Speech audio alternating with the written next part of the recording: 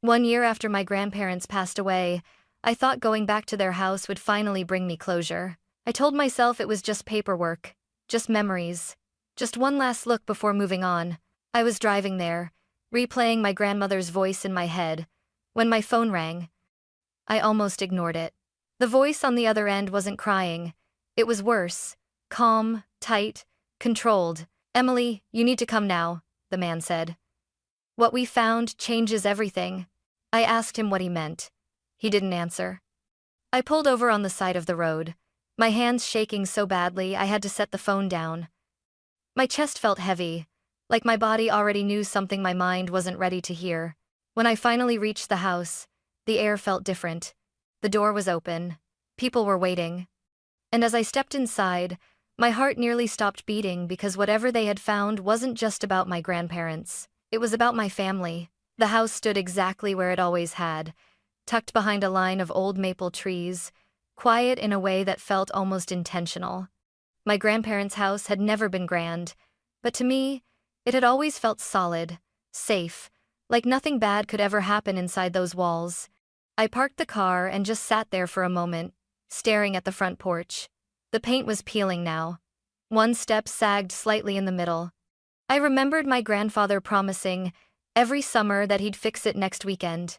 He never did. And somehow, that made it feel more real. I hadn't been back since the funeral. After they passed, first my grandfather, then my grandmother. 6 months later, everyone said the same things. They lived a full life. At least they're together again. Time heals. What no one said was how strange it feels to return to a place that once held laughter, knowing the people who created it are gone.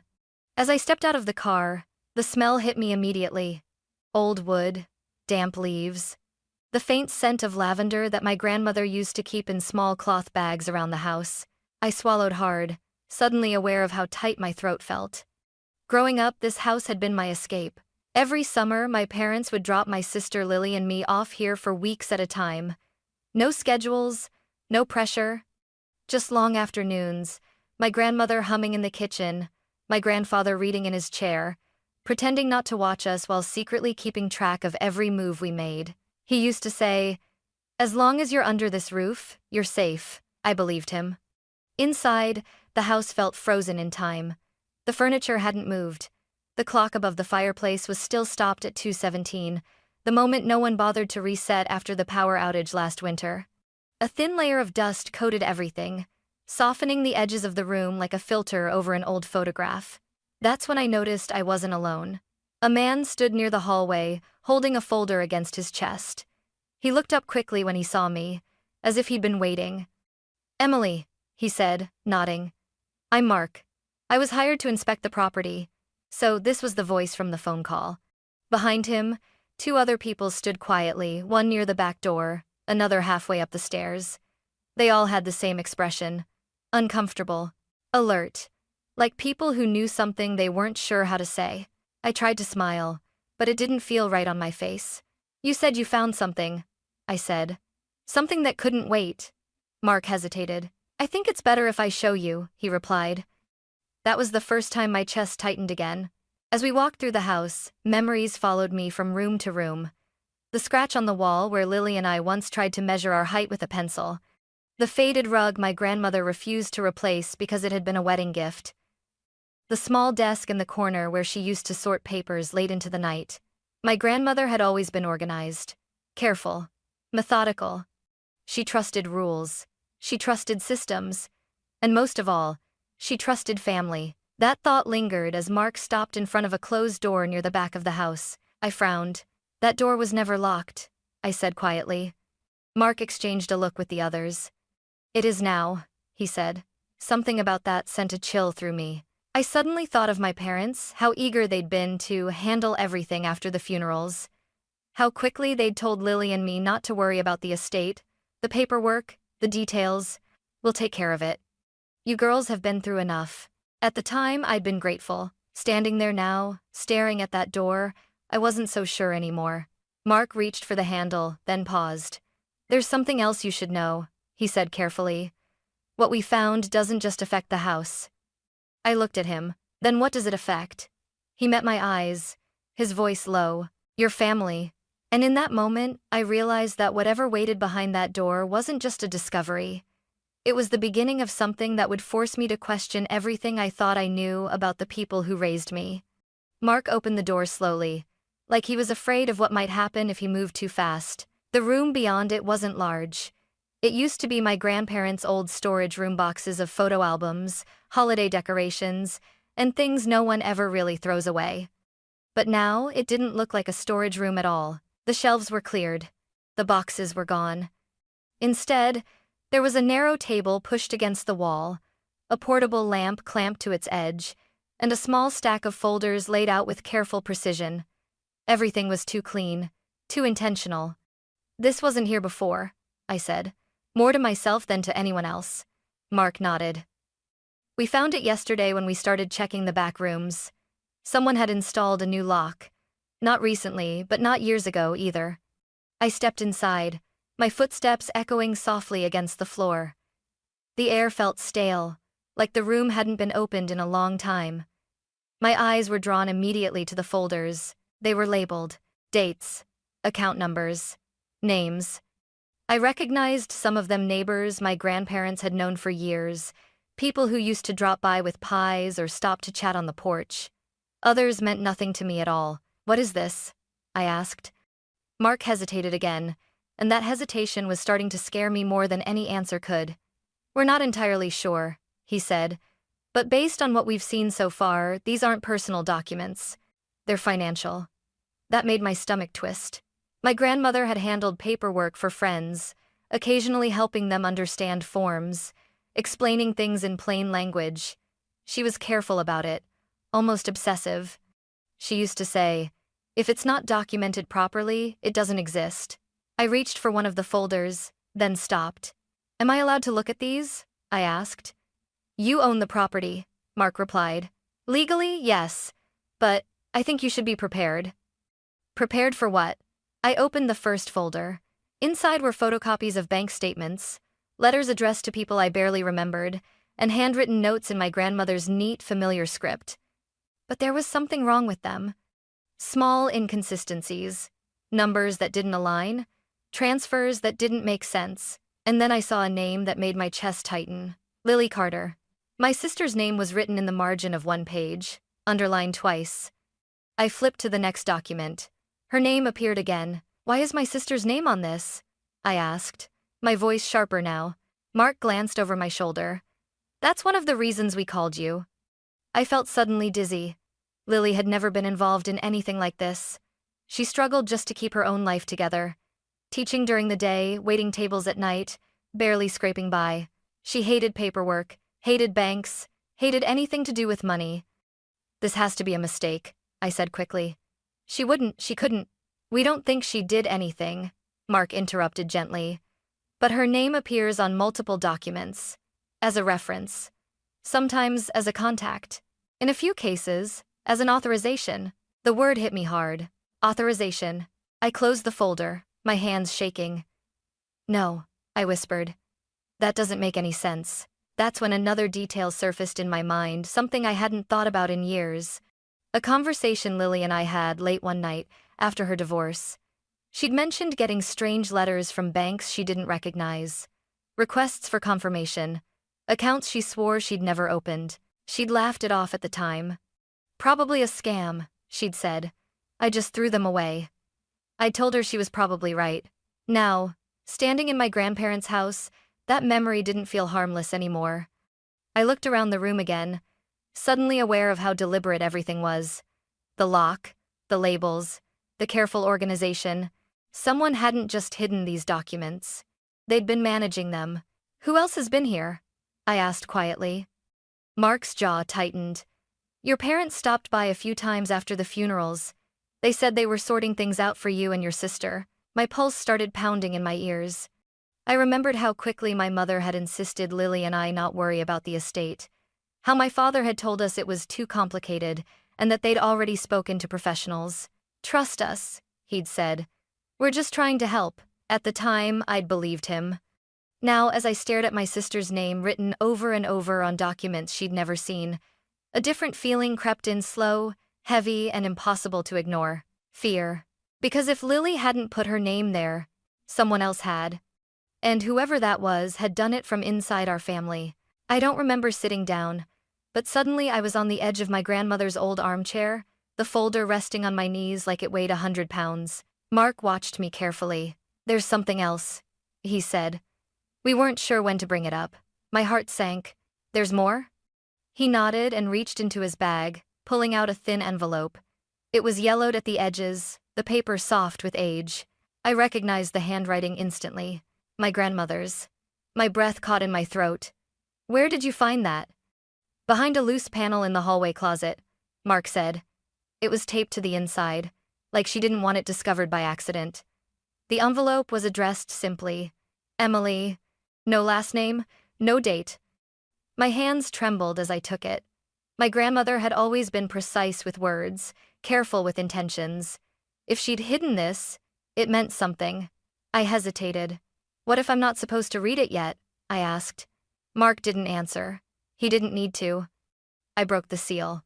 The letter inside was 3 pages long, written in her familiar neat script, though the lines wavered slightly toward the end. She must have written it when her health was already failing. "My dear Emily, if you're reading this, it means I didn't have the chance to explain things myself." My vision blurred. She wrote about the house first, how she wanted Lily and me to have it, how she trusted us to do what was right with it. Then the tone shifted. "There are things happening that I don't fully understand yet," she wrote, "but I know enough to be afraid." My fingers tightened around the paper. She explained that she'd noticed irregularities in documents she'd helped review for friends. Small discrepancies at first. Transfers that didn't match what she remembered discussing. Names appearing where they shouldn't. "What frightens me most," she wrote, "is that Lily's name appears in places I know she never authorized." I sucked in a sharp breath. She went on to say she'd confronted someone about it, someone she trusted deeply. The letter didn't name them, but the implication hung heavy between the lines. I was told not to worry, that I was confused, that my illness was making me see patterns where none existed. My jaw clenched. That was my grandmother, strong-willed, sharp, and yet, in her final months, people had questioned her clarity instead of listening. "If I'm right," she wrote, "Lily could be hurt. Not physically, but in ways that follow you for years. Reputations, records, legal consequences." The room felt suddenly too small. She apologized for not acting sooner, for hesitating, for hoping the truth would reveal itself without tearing the family apart. "I wanted to protect everyone," she wrote. "But silence is not protection, it's just delay." By the time I reached the end of the letter, my hands were shaking so badly I had to press them flat against my legs. Mark cleared his throat softly. There was something else with the letter. He handed me a small piece of folded paper. Inside were login details. A website, a password. "What is this?" I asked. "We checked," he said. "It leads to a private online folder. We didn't open it. We thought that should be your decision." I stared at the paper. A private folder. Hidden, secured, planned. My grandmother hadn't just suspected something. She'd been preparing. A wave of anger rose in my chest, slow, burning, unfamiliar. Not at her, at myself. I thought of every time my parents had told us everything was handled. Every time they'd said Lily didn't need to stress about paperwork. Every time they'd insisted they were acting in our best interest. I stood abruptly. "I need to see what's in that folder," I said, "right now." Mark nodded. "There's internet here. Weak, but it works." As I pulled my laptop from my bag, one thought echoed in my mind, louder than the rest. If my grandmother went to this much effort to hide the truth, then whoever she was afraid of was someone she saw every day. Someone who smiled at family dinners. Someone who thought no one would ever look too closely. And I was about to find out exactly how wrong they were. The internet took longer than usual to connect, the small loading icon spinning like it was mocking my impatience. I sat at my grandmother's old desk, the same one where she used to organize receipts and write birthday cards weeks in advance. The login worked on the first try. A plain screen appeared. No photos. No labels meant to comfort. Just a list of folders with dates stretching back several years. "This was intentional," I muttered. "She didn't want this found easily." Mark stood a few steps behind me, silent. I clicked the first folder, Inside were scanned documents, bank statements, authorization forms, letters sent to people I barely remembered. Some of them were elderly neighbors. Others were names I recognized only from holiday conversations or church gatherings. What tied them together was the same pattern. Money moving in directions it shouldn't. Accounts opened without clear explanations. Signatures that looked close, but not right. And then there it was again. Lily Carter. Her name appeared not just once, but repeatedly. Sometimes as a secondary contact, sometimes as a temporary holder. In 2 files, she was listed as having approved transfers I knew she'd never seen. "No," I whispered. "This isn't possible." I scrolled faster, my chest tightening with every click. There were emails saved as screenshots, messages between my grandmother and someone else, someone whose replies were careful, polished, and infuriatingly calm. "You're overthinking this. Everything is legal." Lily agreed to help. She just doesn't remember. My hands curled into fists. She would remember, I said out loud. She would never forget something like this. Mark leaned closer. "There's more." I opened the next folder and nearly dropped the laptop. Audio files. Short recordings. Some only a few seconds long, others several minutes. All labeled with dates. My grandmother's voice filled the room as I clicked the first one, weaker than I remembered, but unmistakably hers. "I'm asking again," she said softly. "Why is Lily's name on these documents?" A man responded. His voice was smooth. "Familiar. Too familiar." "You're tired, Margaret," he said. "You're mixing things up." My stomach turned. That voice belonged to my father. I felt like the floor had shifted beneath me. In the recordings, he never raised his voice. He didn't need to. He dismissed concerns gently, reframed questions, suggested confusion without ever directly accusing her of being unwell. "You trusted me with this," he said in one clip. "Let me handle it." Another recording followed weeks later. "I don't want Lily dragged into this," my grandmother said. "If something happens—" "Nothing is going to happen," my father interrupted. "And if it does, I'll take responsibility." The lie sat heavy in the air. I shut the laptop abruptly, my breathing uneven. "This goes back years," I said. "While Lily was struggling, while she was divorcing, while she was barely keeping her life together." Mark nodded slowly. "It explains why her credit history started collapsing around the same time." The words hit me harder than anything else. Lily's missed opportunities, the jobs she didn't get, the loans she was denied, the shame she carried, believing she had somehow failed on her own. It hadn't been bad luck. It had been engineered. I pressed my palms against the desk, fighting the urge to cry. "She has no idea," I said. "She thinks she ruined her own life." "What do you want to do?" Mark asked quietly. The question felt enormous. Because now this wasn't just about documents or money or even my grandmother's fears. It was about my sister. About the fact that someone had used her name, her identity, and her silence as a shield. I opened my phone and stared at Lily's contact for a long moment. If I called her now, I would change everything. If I didn't, I'd be complicit in the same silence my grandmother had regretted. I finally exhaled and stood up. "I'm not calling her yet," I said. "Not until I understand all of this. Not until I can protect her." Mark studied me, then nodded. "That's wise." I picked up the envelope with my grandmother's letter and held it tightly. She had tried to shield Lily until the very end. I wasn't going to let that protection turn into a trap. Whatever came next, whatever it cost, I was done pretending this was just a family matter. Because what I was looking at now wasn't a misunderstanding. It was a plan. And someone in my family had believed they would never be caught. I didn't plan to confront them that night. I told myself I would wait. Gather everything. Speak to a lawyer. Protect Lily before she even knew she needed protection. But plans have a way of falling apart when fear turns into anger. My phone buzzed as I was packing the documents back into my bag. "Mom," I stared at her name on the screen, my heart pounding so loudly it felt like Mark could hear it. I answered. "Emily," she said, too quickly. "Where are you?" "At Grandma's house?" I replied. There was a pause. A small one, but I heard it. "You shouldn't be there alone," she said. "Your father and I were going to stop by tomorrow. There's no need to dig through old things. It's all handled." That word again. Handled. "I already saw them," I said quietly. "Saw what?" My father's voice cut in. Suddenly on speaker, I closed my eyes. The files, I said. The recordings, Grandma's letter. The silence on the other end stretched long enough to make my stomach twist. You've misunderstood, my father said at last, his tone calm, practiced. Your grandmother was confused toward the end. You know that. No, I snapped. She was scared. And she was right. Another pause. This one heavier. Emily, my mother said softly. You're tired. You've been emotional since they passed. Let us come get you. I'm not leaving, I said. Not until we talk. All of us. I heard my father exhale slowly. Fine, he said. If that's what you want. An hour later, they pulled into the driveway. Lily came with them. She stepped inside, smiling, confused, her jacket still half-zipped.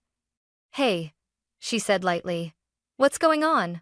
Mom said there was some kind of mix-up. My chest tightened. Lily, I said, standing up. We need to talk. She looked between me and our parents, her smile fading. Why do you look like that? My father spoke first. Emily's been digging through things she doesn't understand, he said. And now she's upset. I turned to him. Don't. He raised an eyebrow. Don't what? Don't talk over me, I said, my voice shaking but firm. Not tonight. Lily frowned. Emily, what's he talking about? I took a breath and pulled the folder from my bag. Lily, I said gently. Have you ever authorized financial documents using your name for Grandma's friends? She laughed once, sharply. What? No, of course not. I slid a page toward her. Her laughter stopped. That's my name, she said slowly. But that's not my signature. My mother stood up. This is inappropriate, she said. You're upsetting her. She deserves to know, I replied. Lily flipped through the pages, her hands starting to tremble. These accounts.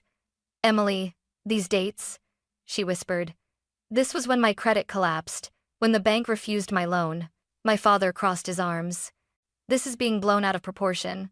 I turned the laptop toward them and pressed play. My grandmother's voice filled the room. I'm asking again. Why is Lily's name on these documents? My father's recorded voice followed. You're mixing things up. Lily looked at him, stunned. Dad? He didn't look at her. You recorded Grandma? My mother demanded, horrified. She did, I said. Because she didn't feel safe. That did it. My father's calm cracked. Enough, he snapped. You have no idea how complicated this was. I was trying to protect this family. By using Lily? I shot back. By letting her life fall apart? Lily stood up suddenly, tears streaming down her face. You let me think I was a failure, she said. You watched me blame myself. My mother whispered. We didn't think it would go this far. Lily turned to her slowly. You knew? My mother couldn't answer. The truth settled like a weight in the room. My father finally looked at Lily. It was temporary, he said. I was going to fix it. When? Lily demanded. After I lost everything? He stepped closer, lowering his voice. If you report this, it will destroy the family. I moved between them instinctively. No, I said. What destroyed this family was the lie. Lily wiped her face, her voice suddenly steady. You don't get to threaten me anymore. That was the moment everything shifted. Fear left her eyes, and I knew we had crossed a line that could never be uncrossed. I picked up my phone. I've already spoken to a lawyer, I said. And tomorrow, we're taking this to the authorities. My father stared at me, disbelief flashing across his face. You wouldn't. I already did, I replied. For the first time that night, he looked afraid. And for the first time in years, Lily looked free.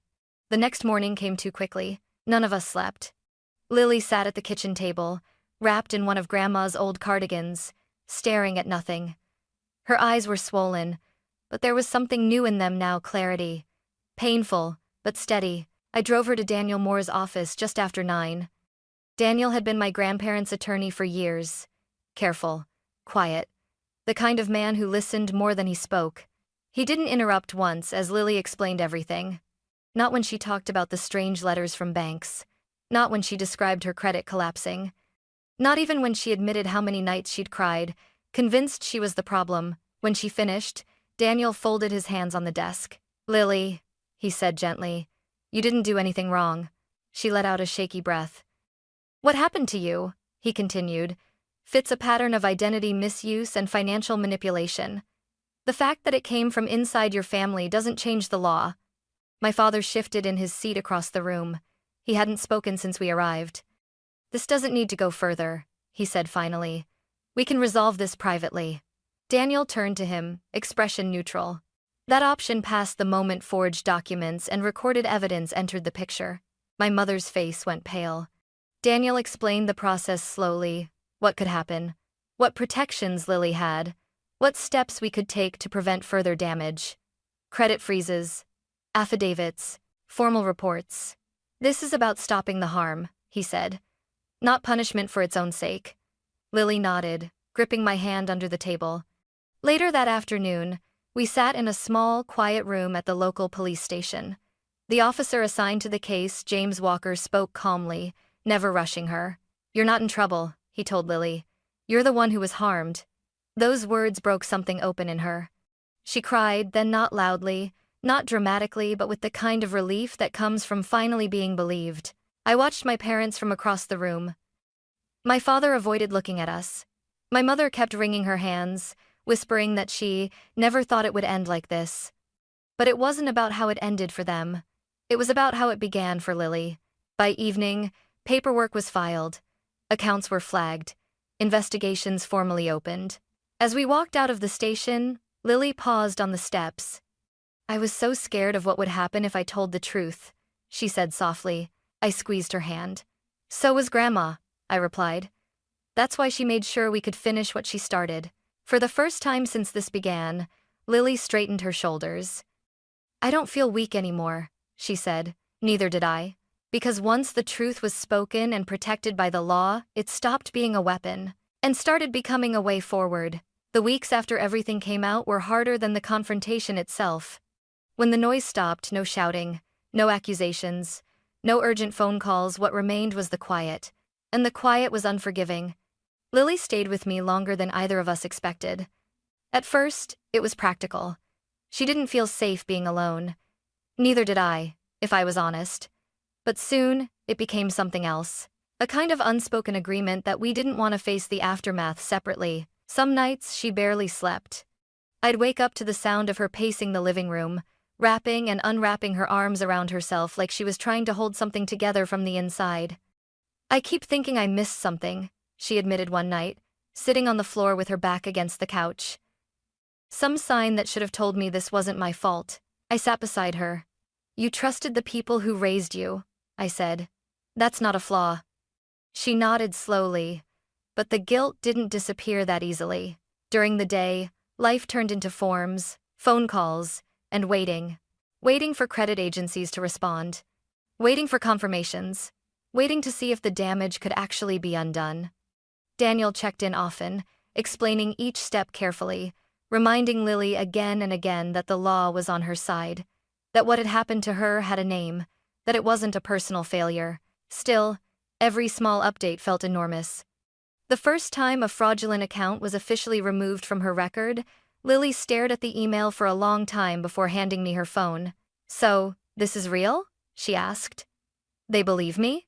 Yes, I said softly. They do. She covered her mouth and cried, not from fear this time, but from relief. Our parents didn't take the distance well. At first, the messages were angry, then pleading, then defensive. We were trying to protect you. You don't understand how complicated it was. Families don't do this to each other. Lily listened to every voicemail once. Only once. After that, she deleted them without opening them. I spent years explaining myself to people who weren't listening, she said. I'm done doing that. We set boundaries that felt brutal but necessary. No unannounced visits. No emotional negotiations. No rewriting what had already been proven. It wasn't about punishment. It was about survival. The house became the final task hanging over us. Sorting through it was strange, now less painful, more deliberate. We worked room by room, deciding what mattered and what didn't. Some things surprised us. We kept my grandmother's handwritten recipes, even though neither of us really cooked like she did. We kept the chipped mug my grandfather always used, the one he insisted tasted better than any other. And we kept the cardigan Lily wore almost every day now, even in summer. Letting go of the rest didn't feel like loss. It felt like breathing. When the sale finally closed, Lily stood in the empty doorway longer than I expected. I thought she might cry. Instead, she exhaled slowly. I used to think this place was the only proof that we were loved, she said. But it wasn't the house. I waited. It was what Grandma tried to do for us, she continued. Even at the end, that realization changed something in her. In the months that followed, Lily started standing taller, speaking more confidently, laughing, really laughing, without immediately apologizing for it. She found a new job, not glamorous, not perfect, but honest, built on a clean slate that belonged to her. One evening, as we washed dishes together, she glanced at me and said, "I don't feel broken anymore." I smiled. "Because you never were." Healing didn't arrive all at once. It came in quiet moments. In boundaries held. In truth spoken without fear. And for the first time since this began, the future didn't feel like something we had to brace ourselves against. It felt like something we were allowed to step into. People like to say that time heals everything. I don't think that's true. Time doesn't heal lies. Time doesn't fix damage done in silence. Time just gives you space to decide what you're willing to carry forward and what you're finally ready to put down. For Lily and me, healing didn't come from pretending things were normal again. It came from accepting that some relationships don't survive the truth and that losing them doesn't mean we failed. It means we chose honesty over comfort. The investigation continued quietly in the background. Lawyers handled what we no longer needed to touch. The law did what it was designed to do: protect the person who was harmed, separate responsibility from blame, and make sure the truth couldn't be buried again. What mattered more was what happened outside of courtrooms. Lily rebuilt her life with patience I deeply admire. She stopped apologizing for taking up space. She stopped explaining herself to people who had already decided not to listen. I changed too.